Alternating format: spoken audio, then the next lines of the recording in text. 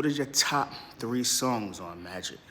Let me know below. Your top 3 songs on Nas and Hit Boy's Magic. Hey, yo, Ease!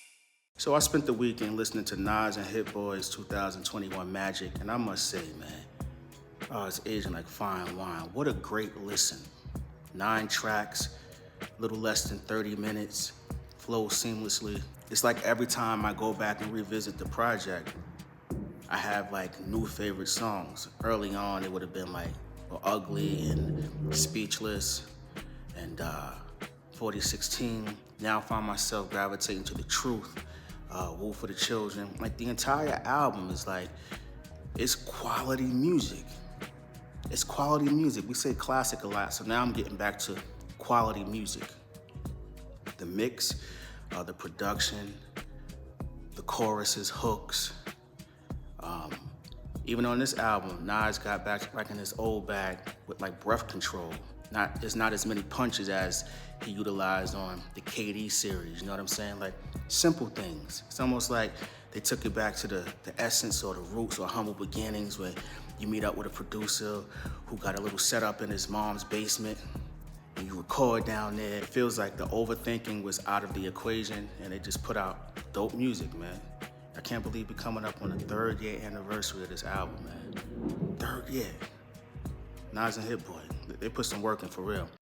Let me ask y'all. Since y'all performed at the Super Bowl, and that Super Bowl happened to be in Los Angeles, it's this big thing that's going on right now that everyone thinks that wherever the Super Bowl takes place, that artist that's there is supposed to... No, what we need to think about is that before Jay-Z got control of the Super Bowl, wasn't no niggas performing. So let's go back to the essence of the beginning of Preach. He's creating a wave of artists to have an opportunity to perform. If you're a good artist and you're a great artist, your time will come. Right. Like, I was never crying about it or mad about it. When Dr. Dre called me and asked me to get his back, I was there for him. Right. But I didn't feel like I was supposed to be there. I was, in demand to be there. This is a big event. People looking at everything when they pick the person to perform. You should just be honored that, hip-hop is being able to be seen on that platform for all of us and not hate on the next man, but be happy. Right. Tell me about, we had you on the show after the Super Bowl, and you spoke about Game, and was there anybody that you felt like you left on stage, or you was good with it? No, I was good. It was perfect. That's it. Why at this moment people feel entitled to be in that Super Bowl stage, I'll never understand it. Amazing how things just change so rapidly. You go back 10 to 15 years, most people wouldn't even utter a sentiment about being on that Super Bowl stage because it wasn't the norm, right? Go back maybe 7 to 8 years ago, even less than that. Some people stepped away or walked away from the NFL because of the whole Colin Kaepernick situation. Present day, people are upset about being on the stage. I don't understand that. The Super Bowl is an event bigger than most people can imagine. It's a tourist event too. People fly in from all over the world to go to that particular city with their families to watch a game, to be a part of it, the festivities, right? They may not even be a fan of football, even know what a first down is or incomplete pass. But it's culture. This is what they enjoy. So this whole thing about if it's in a particular city, that person should perform because they're from that city, having a local mindset. Football is becoming international. And this whole entitlement is baffling to me because had Dre, Snoop not got on that Super Bowl stage in LA a few years ago, would anyone even care? Because I remember not too long ago when Jermaine Dupri and them was up there, y'all was clowning them. Inspiration is everything, Kendrick deserves that spot. Some may feel as though he's a young man and they've been in the game, got more skin in the game, and that should be their spot. But look at his resume. Look at his resume. Even when he performs on other stages, whether it's tours or the Grammys, it's epic performances. He puts time and effort into what he does. Creative direction. If we're really thinking logically, this is a no-brainer, but I just can't understand how it's still a topic. The right individual got the slot, and here we are. There's nothing wrong with that. Keep building, keep adding to the culture, keep making your contributions, and your time will come. First off, I want to state that Freddie Gibbs You can tell by listening to his music that he's an actual fan of music. Like just from the soundscape and his production choices and things of that nature, I can tell that he actually listens to music. Production has many different things. You got some live instrumentation in there, many different live bass lines. You have producers who took like a composer approach where you have strings, arrangements, bridges, transition periods from track to track. Musically, this album is something I can find myself listening to a lot. I like it a lot. I can't even front. I like the theme behind it. Lyrically, subject matter, I'm going to commend him on that as well. Even though he may talk about some things in a repetitive state, is a different approach every single time. And when you're dealing with an album title like this, and where he has a theme of like the devil involved in it, he has to speak on those type of things to make his point or the focus of the album go full circle. I mentioned the devil as well, like even how he utilized the skits from the devil and how he's constantly fighting it. I believe on one of the tracks, the devil was like, had like an intro and stated that you can't go back. And typically when people say you can't go back, you're not going back to negative things. But I like how he flipped it and was stating how he's dealing with gripping things where the devil was speaking to him, letting him or requesting that he not go back to what he knows, positive things, you know what I'm saying? As a writer, I believe that he's evolving a lot. And granted, some people may say, I don't like Freddie Gibbs' flow, and I've even said that too, but I had to check myself from time to time. Why? Because it's his flow. Even if it gets repetitive sometimes, it's his flow.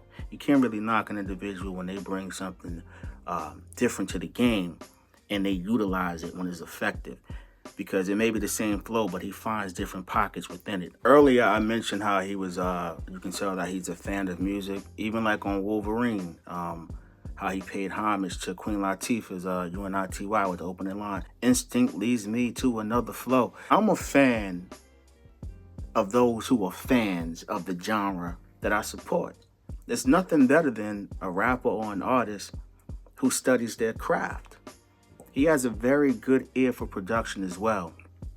I've seen or heard the Tony anniversary sample flip quite a few times, but he did something different. You know what I mean? Like, not only did he utilize the sample, but he also incorporated some of the vocal parts to bring together his verse. It's like simple things like that that keeps you engaged as a listener, you know? The production, once again, drops. And before it drop, you will have like a transition period where you will do a drum roll with the snare, and then we go into different elements, or on a fade out, we have some orchestral feeling within the track. It's not a boring project. And I'm not here to declare this a 5-mic classic. That's not what I'm speaking on. I'm just speaking on the fact that musically, he takes chances. He tries different things. And growing up in the Midwest, I think like that's an advantage for a lot of people or artists who come from there. Just look at the lineage.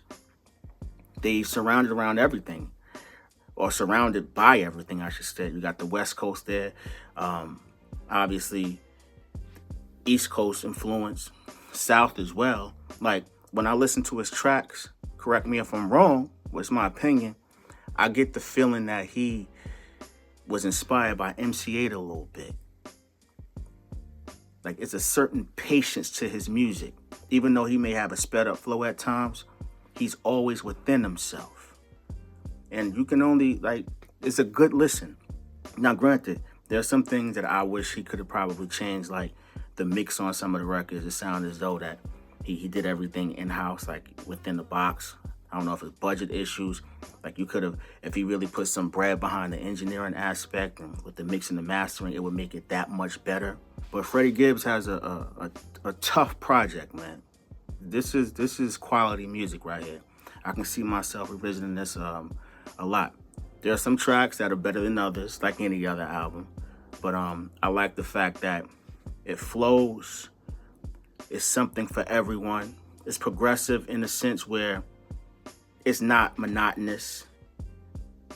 Lyrically, song-wise, and the instruments that he uses captivates the audience.